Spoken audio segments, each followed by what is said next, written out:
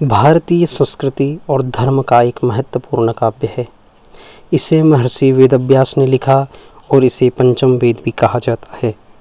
महाभारत की कथा धर्म, अधर्म, कर्म और जीवन के गूढ़ रहस्यों पर प्रकाश डालती है। इसमें 18 पर्व और लगभग 1 लाख श्लोक हैं। आइए कथा को प्रारंभ करने से पहले जो लोग हमारे चैनल पर पहली बार आए हैं, हमारे चैनल को सब्सक्राइब करें, बेल आइकन को प्रेस करें।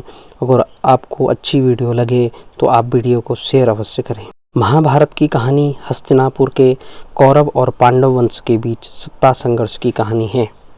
हस्तिनापुर के राजा शांतनु ने गंगा से विवाह किया। गंगा के 7 पुत्र नदी में बहाने के बाद 8वें पुत्र भीष्म को बचा लिया।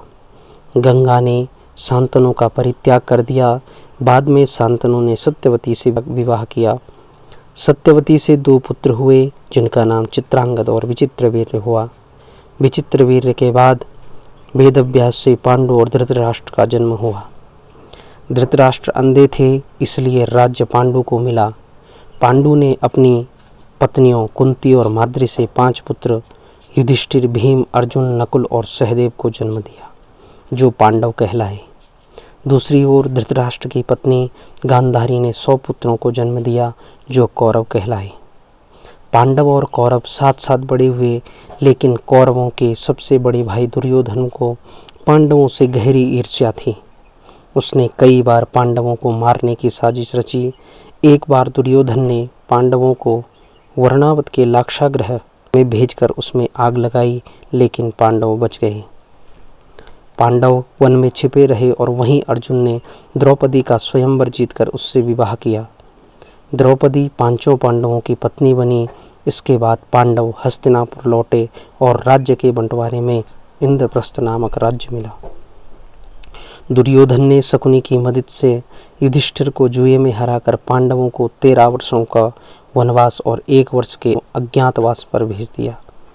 वनवास के दौरान पांडवों ने कई कठिनाइयों का सामना किया। अज्ञातवास के दौरान पांडव राजा विराट के दरबार में गुप्त रूप से रहे। अज्ञातवास पूरा होने के बाद पांडवों ने अपना राज्य वापस मांगा, लेकिन दुर्योधन ने इसे ठुकरा दिया। भगवान श्री कृष्ण ने पांडवों की ओर से शांति का प्रस्ताव रखा, लेकिन दुर्योधन ने इसे भी अस्वीकार कर दिया। अंततः युद्ध अनिवार्य हो गया। कुरुक्षेत्र में 18 दिनों तक भीषण युद्ध चला। युद्ध में श्री कृष्ण अर्जुन के सारथी बने और उन्होंने अर्जुन को गीता का उपदेश दिया। गीता में उन्होंने कर्मयोग, भक्ति और ज्ञान का महत्व समझाया। युद्ध में भीष्म, द्रोणाचार्य, कर्ण, अभिमन्यु, दुर्योधन और अन्य प्रमुख योद्धा मारे गए। अंत में पांडव विजयी हुए और युधिष्ठिर हस्तिनापुर के राजा बने। राज्य जीतने के बाद युधिष्ठिर ने राजसूय यज्ञ किया और धर्मपूर्वक राज्य किया। लेकिन धीरे धीरे पांडव सांसारिक जीवन में विरक्त हो गए। वे हिमालय की ओर स्वर्गारोहण के लिए निकले। मार्ग में एक एक करके सभी पांडव और द्रौपदी मृत्यु को प्राप्त हुए। अंत में युधिष्ठिर अकेले जीवित स्वर्ग को पहुँचे। महाभारत केवल एक युद्ध की कहानी नहीं, यह जीवन के हर पहलू को छूती है। इसमें धर्म, अधर्म, नीति शास्त्र, भक्ति और जीवन के गूढ़ रहस्यों का समावेश है। भगवत गीता, जो महाभारत का हिस्सा है, विश्व भर में एक आध्यात्मिक ग्रंथ के रूप में वह पढ़ा जाता है।